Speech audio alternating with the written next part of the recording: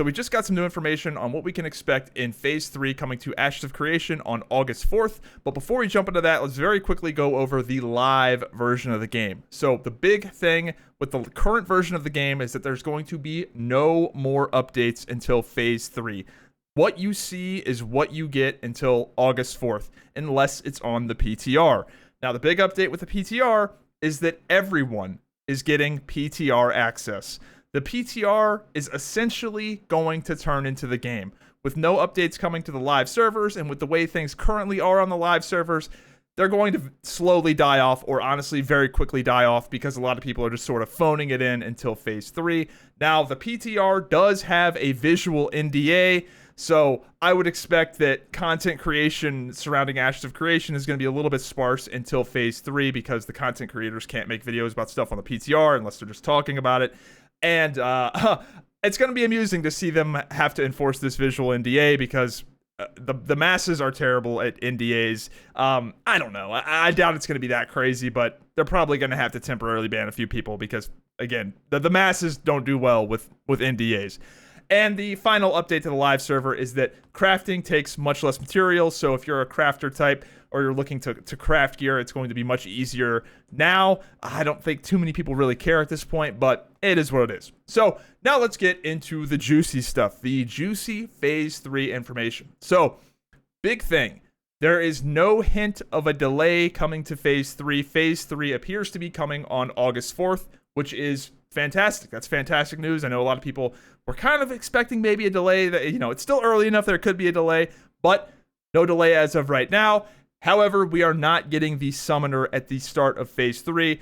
This is not surprising to me personally. The Summoner is just one of these like super highly complex classes. It's got pet AI. It sounds like, it's going to be tough. Even when that class comes out, I expect that to be probably the buggiest class in the game. There's just a lot of moving parts to it.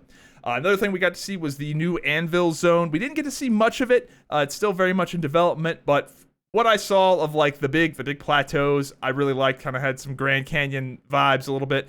8 pocket dungeons coming to that zone, 28 quests, 15 events.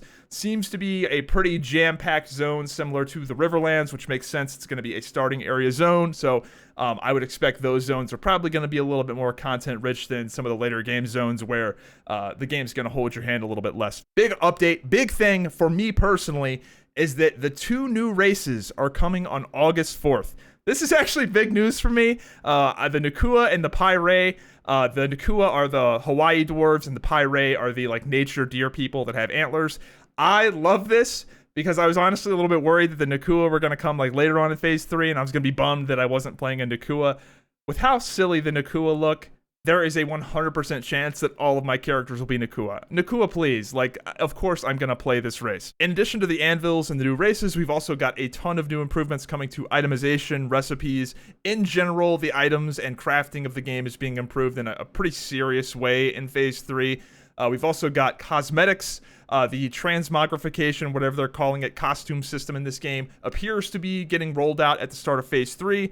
This is big for the game in general, just because dress up is going to be the primary way this game monetizes. Yes, there's going to be a sub fee, but economically, $15 a month doesn't go as far as it used to in 2004, right? So they're going to make probably most of their money from people playing dress up, which I think is totally fine. I think a lot of people are looking forward to being able to use their Kickstarter cosmetics and things like that. I know they showed one of the cosmetics that I have on the live stream, and it looked pretty solid. So I'm excited to play a little bit of dress up myself. Next thing we have being improved is the guilds. Guilds are going to be easier to level in the early levels. We're getting guild storage. This is actually big. Guild storage is something that's actually very, very difficult to do. A lot of people really underestimate how hard of a system this is to make.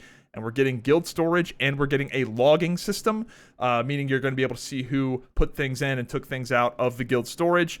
Guild storage is going to be tied to nodes. So that is that's kind of a big deal. That really does mean you have your guild is going to have a home base. That's a big deal. Next thing we have revolving guilds is guilds are going to have weekly activities and missions that it appears the guild leader can choose. I assume these will give guild XP or some sort of guild resource, I would guess. I don't know. I'm excited for this. Guilds are kind of a lackluster feature there for a bit. Yeah, everybody just had like 10,000 guilds. And I'm looking forward to seeing them expanded and looking forward to seeing how they can use guilds to shape player behavior, because that's a big way they can shape the way people play the game. Now to the main event, the reason most of you guys clicked this video, and that is the PvP changes, and there are some really good ones. First big change is you can now attack PvP flag players and corrupted players without having to flag yourself, meaning there's no more forgetting to turn your PvP flag on. Oh no, I forgot to hit Alt F.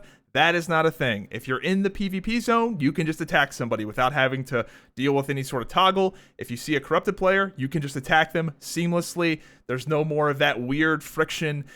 This is a huge quality of life change. The amount of people I have killed that forgot to turn their PvP flag on, and I can see when they do it because they don't have the PvP flag buff, is crazy. Like, you just see them visibly confused, swinging at the air, like, just why are my abilities not working? And they just forgot to turn their flag on. And I've done it before myself. So I'm very excited for this change. Hopefully this change does make corruption baiting and make people accidentally going corrupt happen a lot less. I really, really want them to lock down these weird edge cases where, like, you have a dot on somebody and the dot hits right as their PvP flag expires. Like, they got to really lock that stuff down. I feel like maybe they should make it to where dots just clear the second the PvP flag clears. Like, they got to really lock that stuff down. Otherwise, people are just going to get really annoyed and frustrated. It's going to cause quit moments. So hopefully they do that. The next huge update we're getting is rotating Lawless POIs. So imagine Steel Bloom. It's an area that is strictly PvE where standard corruption rules apply. 95+% of the time, that is still going to be the case. But every now and then, it's going to turn into a Lawless POI where the drop rates are increased, but it's open PvP. So now you get to go and it turns into the Thunderdome. This is going to be so fun for so many reasons. First reason is we're getting some focused PvP content. A huge problem with Ashes right now is that if you're a PvP-oriented player, it's just very difficult to find PvP content because there's just not a lot of focused content where it's like, oh, go here for PvP. That doesn't really exist in the game right now, so we're finally getting some of that. But the next thing is that this opens up these really fun play spaces for PvP. And one thing I always hated was that, you know, people would watch some of my YouTube videos where I would be doing PvP in, like, the desert or in, like, the Mirrorless Shardlings, and they'd be like, where is this? Like, this looks like such a cool place to PvP. And it's like, oh, you just can't do that anymore. It's not Lawless. Like, it doesn't exist. Now, these fun play spaces can actually be fully utilized. And I think that is going to be fantastic for the game. Again, it's not really changing much. 95+% of the time, it's still going to be PvE. And the way it sounds like they're setting it up is it's going to be like a timer on the map. So it's going to be very obvious when this thing goes Lawless. It's going to be like a countdown sort of deal. But I would like to see them expand this system. Imagine that a low-level dungeon went Lawless, but they scaled up the mobs. So imagine you're in like a level 15 dungeon, but when it turns Lawless, you scale it up to 25, and it becomes PvP. So you get like a chance to get like some unique low-level items that are scaled up to max-level items potentially. I think they could do some really cool stuff like that with this. Next thing they're doing is crates. So crates are kind of a nothing burger. I'll be honest. With the current tuning in the game, crates are kind of a nothing feature, but they are essentially going to be caravans, but for players. So imagine instead of you running a caravan, you put a crate on your back, you move slower, and you're walking this resource to a node or wherever you're taking it. So you're moving resources without having to use a caravan. However, and here's the big caveat, they are not an event you can flag up for in PvP. So if you are running a crate, people can see that you have the resources on your back, but they will have to go corrupt to kill you and take them. So people can see them, but they're going to have to eat the corruption penalty. And with the way the tuning is right now, nobody's going to do that. And this is going to be like corruption bait city, with the amount of people running crates to like trick people into flagging on them, and then their boys come out of a bush and kill you. Like that. This feature with the corruption tuning the way it is, I'm not too excited for it, but maybe when they dial the corruption down, people will care about this. I really just don't care right now with the tuning.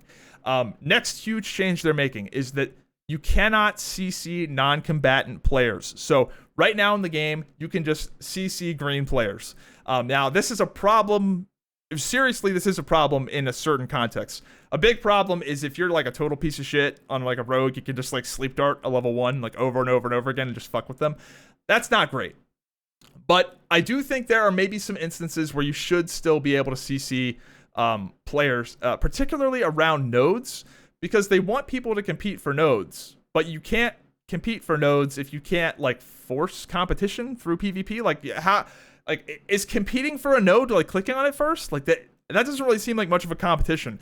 With the way it is currently, like if I see a node and they see a node and I start mining it and they CC me, I now have to compete. It's either I flag up and kill this guy or he gets the node. Like that is the competition. So I don't know. There are some downsides to not allowing people to CC non-combatant players. Most importantly, it actually makes mob training worse. So one of the ways you deal with mob trainers, especially in PvE zones, when you mob train on somebody in a PvP zone, it kind of hits a little different because they can just kill you. But the mob training in the griefing context generally happens in PvE zones where they can't fight you. They have to go corrupt to kill you. They have no repercussions. And the way that you get around that is that you just CC them. So if somebody's training mobs on you, you just hit them with a stun and then the mobs kill them, right? That's the way you deal with it. Well, you're not going to be able to do that anymore. So there are some downsides to not allowing you to CC non-combatants. I am a little torn on the change. I think there's going to be some downsides though for sure, but we'll see. We'll see how it plays out. But overall, I'm very excited about the direction of the game PvP wise for Phase 3. Hopefully, we get more good Lawless areas. I do like the rotating Lawless zones. However, I'm a little worried that there's going to be too few of them, meaning that the PvP will be too concentrated and too zergy, and they need to have areas that cannot cater to large groups. So there's a reason why the Shardlings below Miralith were so awesome. That was such a great PvP spot because it was limited.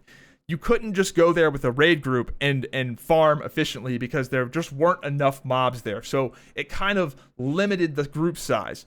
I would like to see more Lawless areas, like little Lawless pockets. Like have the zone be 98% PvE and then have like a lake with like a little island on it. And there's like some really like sweet mob spawns there, and it's PvP.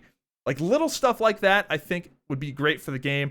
More areas like the old Phase 2 Mirrorless Shardlings, things like that. But also have it to where the Tower of Carfin, the whole thing goes PvP, and it's just a 40v40 PvP rumble zone. I'm all for that, but let's also have some mob camps where it's like this area clearly can only service a group of 2 or 3. Efficiently. You can go there with a whole bunch of people, but you're just going to be standing around waiting for mobs to respawn. So that's what I'd like to see. I'd also like to see Lawless trophies become more valuable.